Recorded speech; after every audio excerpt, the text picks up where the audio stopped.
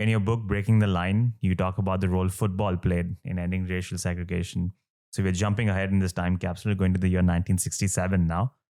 If you can provide a small teaser, what role did football play in ending racial segregation? Why is the year 1967 important? Well, thanks for asking about Breaking the Line. It's actually much more appropriate than you think, because I just yesterday and Friday was in Canton, Ohio, to see one of the people I wrote about in Breaking the Line enshrined in the Pro Football Hall of Fame.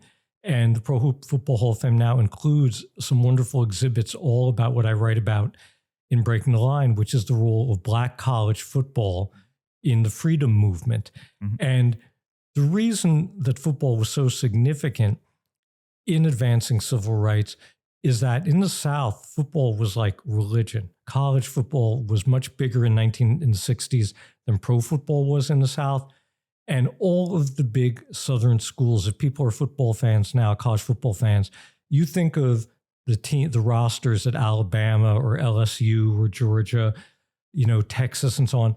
They're probably 2/3 to 3/4 African-American players. Imagine those teams with 0 Black players, 0 Black coaches. And the reason is that, as I put it in the book, football was so important to the South that it was too important to desegregate, that actually Southern universities under federal court orders had begrudgingly desegregated their student bodies by the early to mid 1960s, but they would not desegregate their football teams in many cases until the 1970s.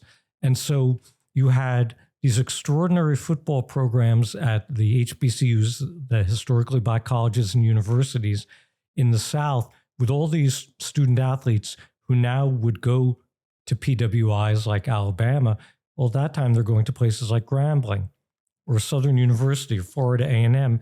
And in the book, against the backdrop of 1967, which is a pivotal year in civil rights, because it's a year of incredible breakthroughs like Thurgood Marshall being named the first Black justice of the Supreme Court, and of terrible setbacks like the urban uprisings of the so-called Long Hot Summer, which were really expressions of reaction against not only incidents of police brutality, but a general sense that it's already been 13 years since Brown versus Board of Ed. It's been 3 years since the Civil Rights Act. How come progress is still so slow, even in the North? So against that kind of mixed backdrop, you have in various ways in the world of HBCU football, these efforts to advance the freedom movement. And a few of the things I write about in the book are at Grambling in northern Louisiana, the head coach, Eddie Robinson, is preparing his quarterback, James Harris, to be able to break the color barrier in the NFL, to become the first Black to be a starting quarterback in the NFL. And why weren't there Black quarterbacks? Because of all the reasons attached to white supremacy. The attitude was a Black isn't smart enough to be quarterback. A Black doesn't have the strength of character to be a quarterback. You can't have a Black person giving orders, even in a football huddle, to white people. And Eddie Robinson set about to demolish that by preparing James Harris, and that did succeed.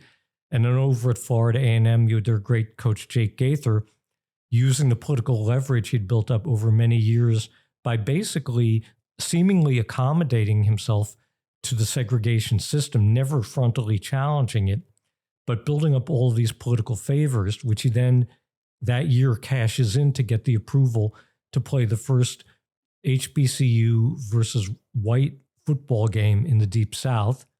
And then you also have over at South Carolina State a very politically active head coach, Ori Banks, and his players becoming involved in a series of protests against segregation in Orangeburg, South Carolina, that will end up in what some of your viewers who know civil rights history have heard of called the Orangeburg Massacre, which is when state troopers fire on hundreds of unarmed student protesters and kill several of them. And the protesters and both the injured and the killed included a number of the football players from South Carolina State.